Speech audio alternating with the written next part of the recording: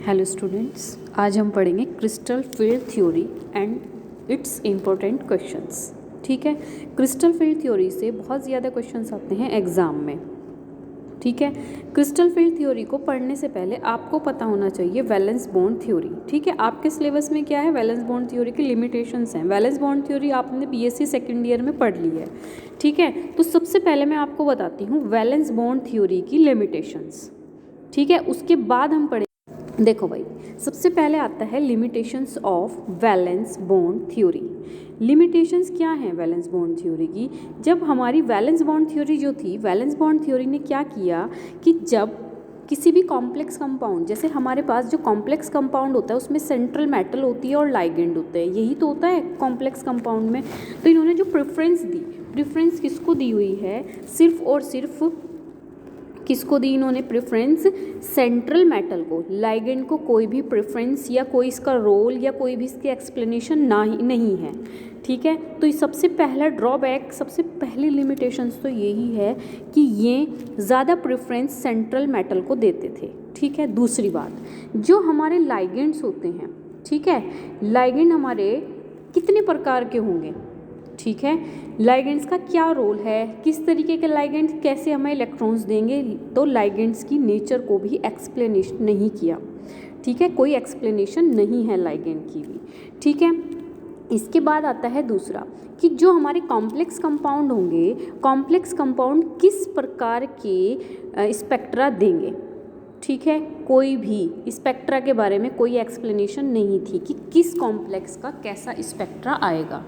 ठीक है, एक लिमिटेशन यही है इसकी। फिर इसके बाद एक और लिमिटेशन क्या है कि कोई भी कॉम्प्लेक्स कंपाउंड रेड कलर का होता है, कोई ब्लू कलर का होता है, सब डिफरेंट कलर्स शो करते हैं, तो वो कलर किसकी वजह से आता है? ठीक है, इस कलर की भी कोई किसी भी कॉम्प्लेक्स कंपाउंड के कलर क्यों आते हैं, इसकी कोई भी एक्सप्लेनेशन नहीं थी। फिर इसके बाद आता है हमारे पास जो 4 कोऑर्डिनेशन नंबर होता है, इसमें 2 टाइप्स के कॉम्प्लेक्सेस होते हैं, एक होते हैं टेट्राहेड्रल, एक होते हैं स्क्वायर प्लेनर। कौन से कॉम्प्लेक्स कंपाउंड, ऐसी कौन सी मेटल हैं जो कि टेट्राहेड्रल का फॉर्मेशन करेंगी और कौन सी मेटल हैं स्क्वायर प्लेनर का फॉर्मेशन करती हैं, यानी कि किस तरीके से टेट्राहेड्रल बनेंगे और कैसे स्क्वायर प्लेनर बनेंगे, इसकी भी कोई एक्सप्लेनेशन नहीं दी गई। दूसरी बात, ना ही इन्होंने ये बताया कि कौन सा कॉम्प्लेक्स कंपाउंड ज़्यादा स्टेबल होगा और कौन सा कॉम्प्लेक्स कंपाउंड लेस स्टेबल होगा। ठीक है, ना ही इन्होंने ये बताया कि जो मेटल और लाइगेंड के बीच का बॉन्ड होता है ये आयनिक होता है, कोऑर्डिनेट होता है, कोवलेंट होता है, इसकी कोई एक्सप्लेनेशन नहीं थी। तो इन सभी लिमिटेशंस को, इन सभी कमियों को दूर करने के लिए आए हमारे साइंटिस्ट हैं एच बैथ। क्या नाम है? एच बैथ। ठीक है, एच बैथ ने 1930 से 1935 ये सन पूछी जाती है कि क्रिस्टल फील्ड थ्योरी किसने दी। ठीक है, और क्रिस्टल फील्ड थ्योरी कौन से ईयर में दी गई। ठीक है, तो जो क्रिस्टल फील्ड थ्योरी होती है, क्रिस्टल फील्ड थ्योरी को किसने दिया? एच बैथ। ठीक है, और 1930 से 1935 के बीच में दी गई ये थ्योरी। अब ये क्रिस्टल फील्ड थ्योरी क्या है? सबसे पहले इसने क्या किया, जितनी भी लिमिटेशंस थी वैलेंस बॉन्ड थ्योरी को, उनको वन बाय वन क्या किया? दूर किया। सबसे पहले हम देखते हैं इन्होंने क्या कहा कि जो हमारे लाइगेंड होते हैं, ठीक है, लाइगेंड के लिए इन्होंने एक स्पेक्ट्रोकेमिकल सीरीज दी, उसके अकॉर्डिंग उनको लाइगेंड्स को अरेंज किया और उसके बेस पे इन्होंने बताया कि जो हमारे लाइगेंड्स होते हैं, लाइगेंड्स 2 टाइप्स के होते हैं, एक होते हैं स्ट्रॉन्ग लाइगेंड और एक होते हैं वीक लाइगेंड। ठीक है, 2 पार्ट्स में डिवाइड किया, स्ट्रॉन्ग लाइगेंड और वीक लाइगेंड। अब स्ट्रॉन्ग लाइगेंड्स कौन से होते हैं और वीक लाइगेंड्स कौन से होते हैं, इससे क्वेश्चन आता है। कम से कम ये मान के चलिए आप 3-4 क्वेश्चन आपको ज़रूर मिलेंगे कि निम्न में से स्ट्रॉन्ग लाइगेंड को फाइंड आउट कीजिए या फिर वीक लाइगेंड को, कुछ भी आपसे पूछ सकते हैं। ठीक है, जो स्ट्रॉन्ग लाइगेंड होते हैं वो होते हैं पाई बॉन्डेड।